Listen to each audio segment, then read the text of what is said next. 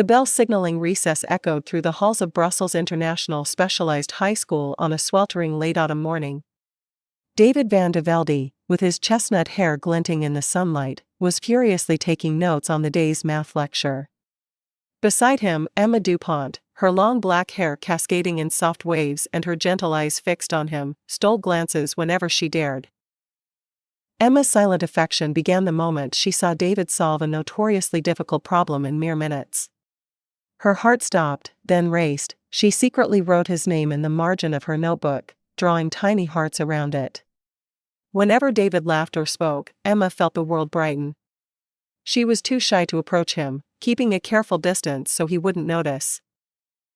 At lunch, Emma chose a seat by the window so she could watch David from afar. When he stood to tuck away his textbooks, her fingers clenched into tiny fists as she whispered to herself, "Just seeing him happy is enough." Once, late at night in the library, she spotted David and her chest ached. She wanted to greet him but froze, opting instead to preserve the secret of her feelings. There were moments when Emma grew weary of her unrequited love. She'd cry herself to sleep, resolved to let go, only to wake the next morning determined to hold on to hope. Her longing and hope became her driving force in class, pushing her to excel so that, one day, if David ever asked, she could bravely confess her heart. Graduation day finally arrived.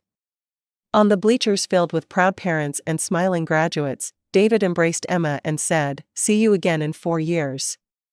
Emma nodded through tears, forcing a smile so he wouldn't worry. After the ceremony, Emma wandered alone under the golden leaf trees outside the school gate. She clasped her hand over her heart, imagining David flying off to a new world. She wanted to text him, "Safe travels.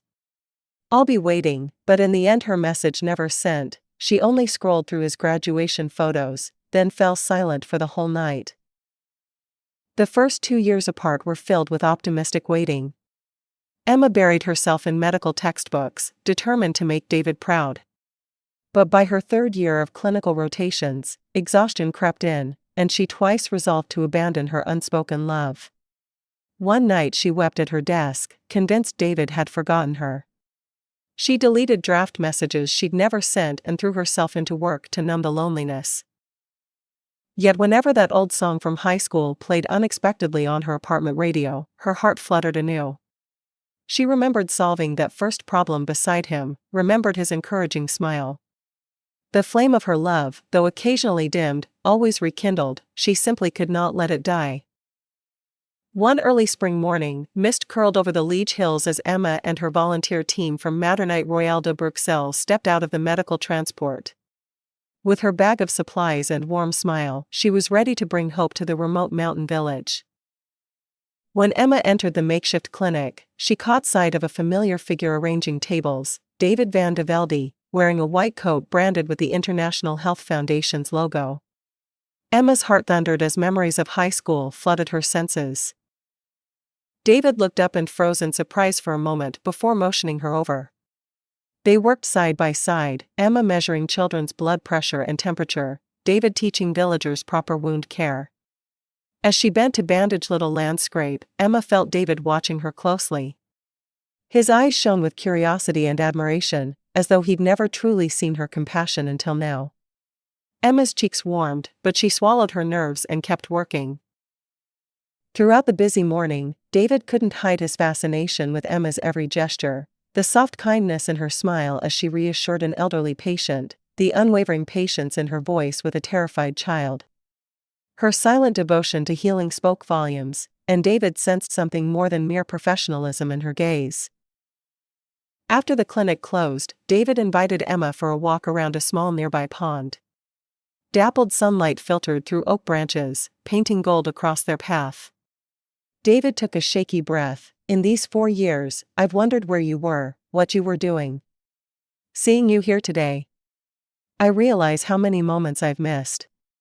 He paused, voice trembling, then confessed, "Have I ever told you I thought about you every single day?"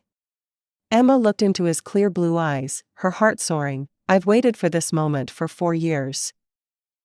As the sun dipped behind the Liege peaks, Emma and David sat by the tranquil pond. The distant roar of a waterfall seemed to seal them away from the world. David reached for Emma's hand, his expression earnest. "Emma, today. I understand I can't let you remain just a friend. I ran from these feelings for 4 years, excuses of work, planning for the future, until I saw you now, radiant as ever. I'm sorry I let you slip away. I want to make up for lost time. Will you give me the chance to love you?" Emma's chest trembled at his words. All those nights she wondered if David ever sensed her unspoken devotion, and now he spoke his own.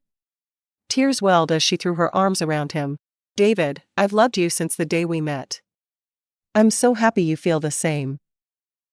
Under the soft glow of the sunset, their first kiss, tender and bittersweet, sealed a promise, love long delayed but now at last in bloom, witnessed by the silent mountains of Liege. A few days later, Emma and David boarded the train back to Brussels. As fields of tulips blurred past the windows, they held hands, hearts racing for the life ahead. In the city, Emma resumed her residency at Maternite Royale, greeted warmly by colleagues and grateful patients from her volunteer trip.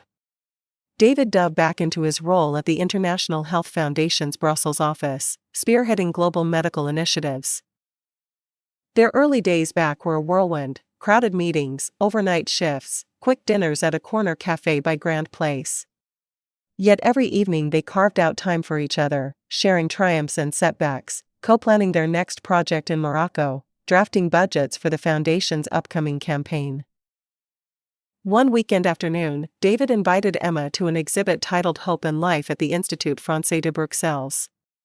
There, Emma recognized photographs David had taken in African clinics, moments of hardship and resilience. She squeezed his hand, pride swelling in her chest. "You inspire me every day." After years apart, Emma and David now reveled in caring for one another. One afternoon, after David returned exhausted from a long mission in Africa, Emma tenderly brewed him ginger tea, cooked herbal chicken congee, and helped him rest on the sofa. David closed his eyes, gripping her hand, cherishing her devoted care. That evening, David returned the favor. Emma came home after a grueling night shift to find David had run a lavender bath and lit candles. He gently massaged her shoulders and whispered, "I won't ever let you face a fight alone." Emma closed her eyes, planting a soft kiss on his brow. Joy multiplied when their families gathered. Emma's parents flew in from Hanoi, and Mrs. Dupont prepared a Vietnamese-Belgian feast while David's proud parents shared photos of their son's achievements. Laughter filled the living room as both sets of grandparents exchanged warm blessings, pledging unwavering support.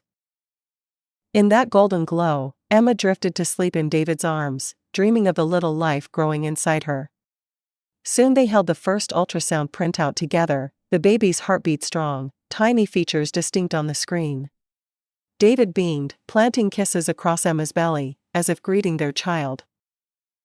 Emma's pregnancy brought every emotion: morning sickness in the first trimester, David by her side each dawn coaxing fresh air into her lungs. By mid-pregnancy, her rounded belly prompted nightly chats with the baby as they painted the nursery walls.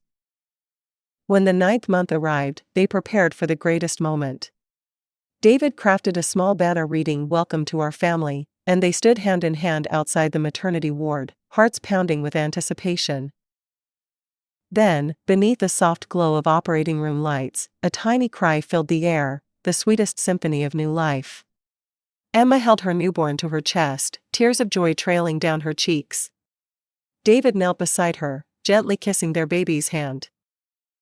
In that tranquil delivery room, they knew many challenges lay ahead, but their love, mutual devotion, and shared purpose had built a foundation unshakable.